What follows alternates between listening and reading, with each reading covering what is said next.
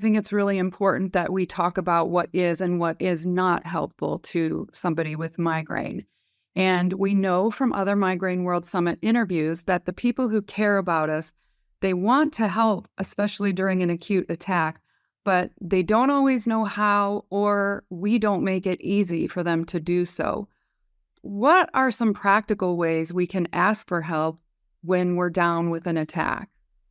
Well, I would first say to just make sure that those that are around you know that you have migraine. And there may be instances, especially if you have chronic migraine, that if an attack were to occur, what's going to be helpful.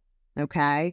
And so if an attack occurs, if we can, lower the lights, if we can lower our voices, give you some time in a quiet space so you can treat your migraine and have some time alone.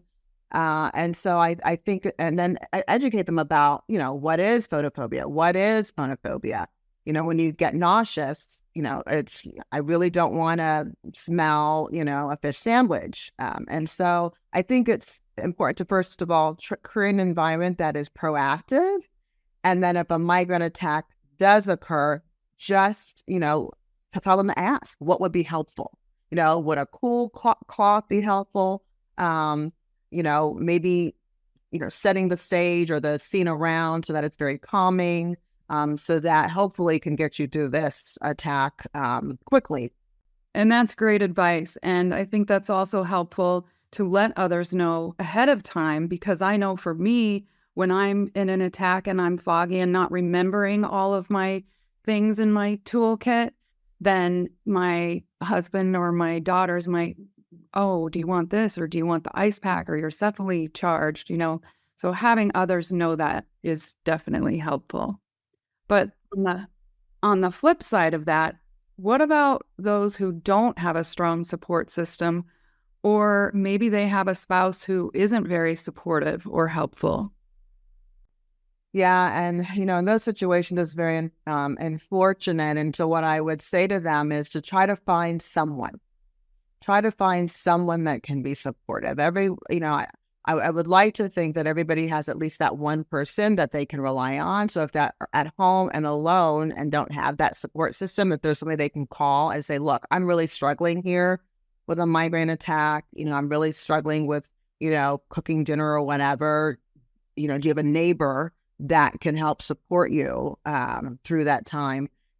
Is it possible for you to have weekly meetings with, a friend, or maybe find someone who has migraine? It's very common. So I will tell you, 1 in 4 people in a room has migraine.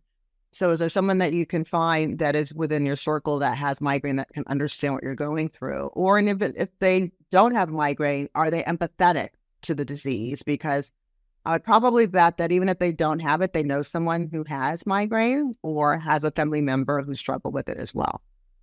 I think, again, we need to, as a community, speak up about the disease and condition so that there's more empathy about it. It's no different than somebody who's carrying an EpiPen who may have encountered peanuts or whatever and, has an anaphylactic reaction and needs that EpiPen.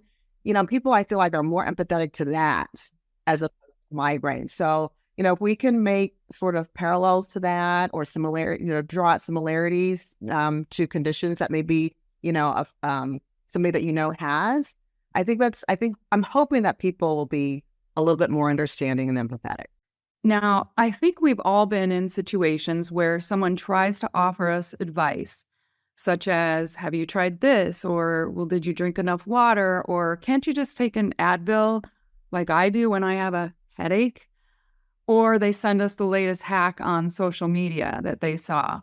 And we know they're trying to be helpful, but sometimes it can come across as more hurtful, especially when it feels like they're minimizing our experience or, again, blaming us. What are some ways we can respond constructively when others give us unsolicited advice that makes us feel this way? What are some better things they can say?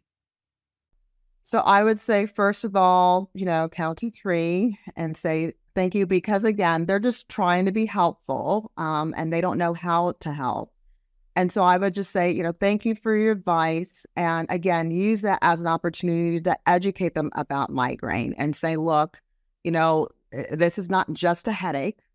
Migraine is a complex neurological condition that, I have no control over. And again, use it as an opportunity to explain to them what migraine is.